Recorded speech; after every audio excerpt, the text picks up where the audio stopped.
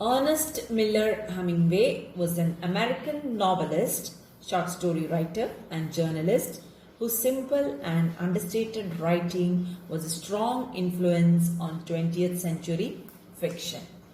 One of the shortest of Ernest Hemingway's short stories is Old Man at the Bridge. Ernest Miller Hemingway won Nobel Prize in Literature in 1954. He has published 7 novels of his, 6 short story collections, and about 2 non-fiction works. Now, this short story, what we are going to do, Old Man at the Bridge, is based upon an incident that took place during an Easter Sunday stopover at the Ebro River while Hemingway was a war correspondent covering the Spanish Civil War. So you might have learned about the Spanish Civil War in your history. The story Old Man at the Bridge is related through a conversation between a soldier and an old man who had to leave his hometown during the Spanish Civil War. The writer, Ernest Hemingway, takes the ordinary detail and transforms it into a powerful story about the tragedy of war. The old man in the story becomes a symbol of countless civilians who perish in war. So you have in this short story only 2 characters. The old man, who is the protagonist of the story, and the narrator as a dutiful soldier. So you can see the title says Old Man at the Bridge. The bridge over here is a representation of uncertainty and dangers. So let me start with the first paragraph of the lesson. An old man with steel-rimmed spectacles and very dusty clothes sat by the side of the road. There was a pontoon bridge across the river, and carts, trucks, and men, women, and children were crossing it. The mule-drawn carts staggered up the steep bank from the bridge with soldiers helping push against the spokes of the wheels. The trucks ground up and away, heading out of it. All the peasants plodded along in the ankle-deep dust. But the old man sat there without moving. He was too tired to go any further. So you see, an old man with steel-rimmed spectacles. What do you understand by rimmed spectacles? The border of the spectacle was made of steel and very dusty clothes. So you can just see the personality of this man. He was wearing spectacles, steel-rimmed spectacles he was wearing. He was in very dusty clothes and he sat by the side of the road. This is what you can witness in the picture given on your screen. There was a pontoon bridge across the river, and carts, trucks, and men, women, and children were crossing it.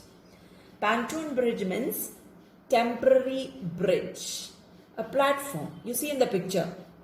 Looking at the picture, you can understand what type of a bridge it is, right? It's not a permanent bridge as such. It's a temporary platform bridge across the river. And everything was moving on this bridge. Carts were moving. Trucks. What are carts? Carts will be either horse-drawn or might be drawn by the bullocks. But here it is mentioned in the text as mule-drawn carts. There was a pontoon bridge across the river, and carts, trucks, and men, women, people were also walking.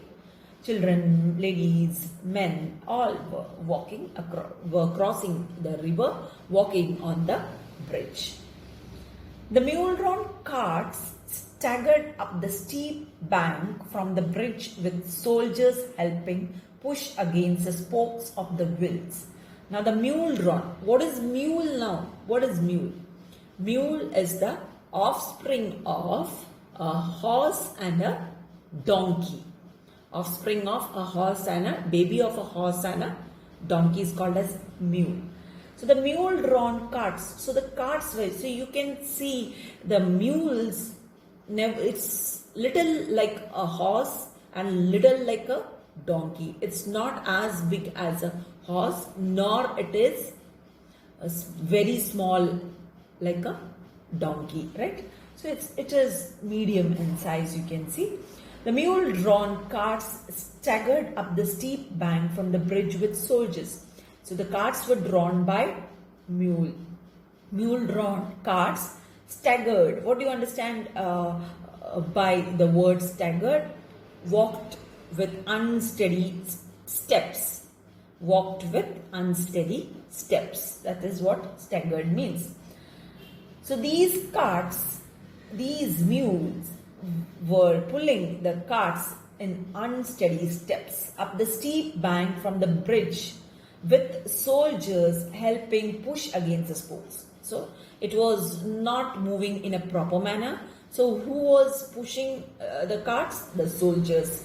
The soldiers were helping out to push the spokes of the wheel of the cart. So they were pushing the spokes. So if you push the spoke only, the wheel will move. You all know. So the soldiers over here, they were pushing the spokes in order the cart should move. The trucks ground up and away, heading out of it, and all the peasants plodded along in the ankle-deep dust.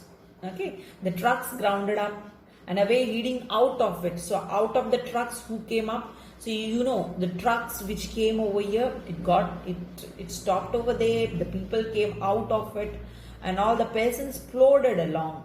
Plodded means walking slowly. It's a walk mentioned over here. A slow walk, plodded means, right? So the people from the truck started walking slowly along the ankle deep dust. The place was dusty. This is what you can understand over here. So it was too dusty, and dust was so much that the ankle of the leg was getting inserted in the dust, right?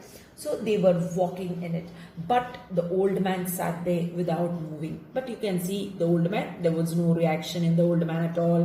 He was not moving. He was still sitting in the same position, watching the plight of all this, right?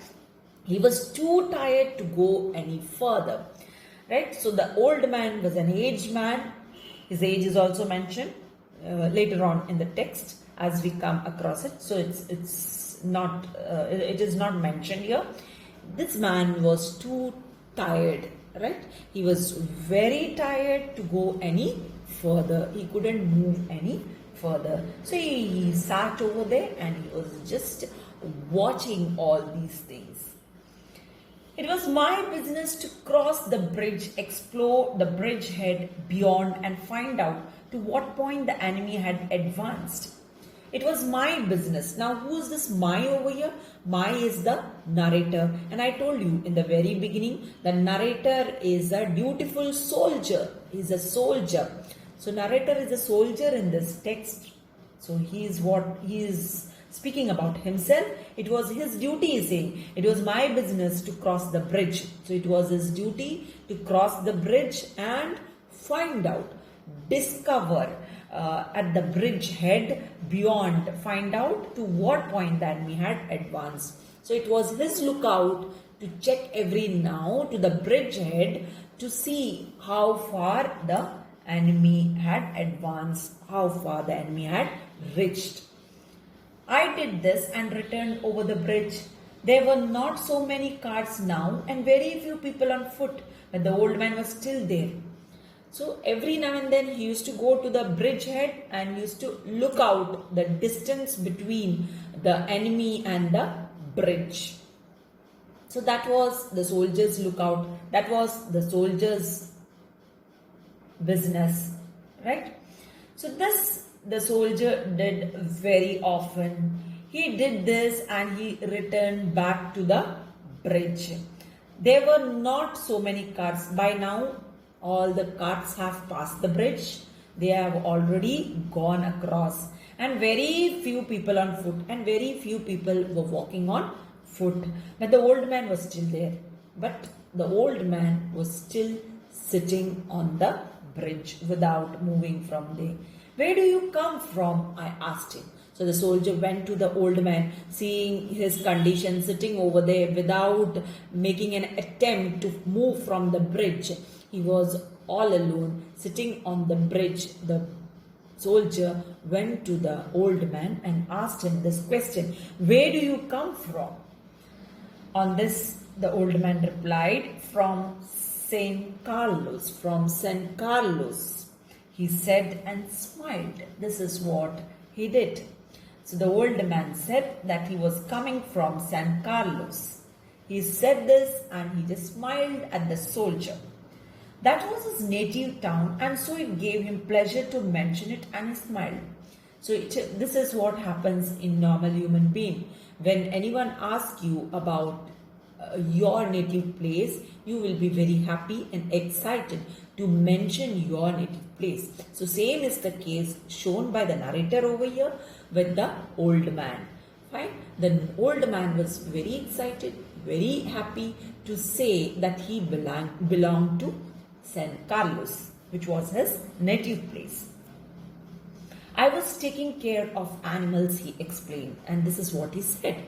He said that at San Carlos, he was taking care of the animals. He was taking care of animals. He was not a shepherd, right?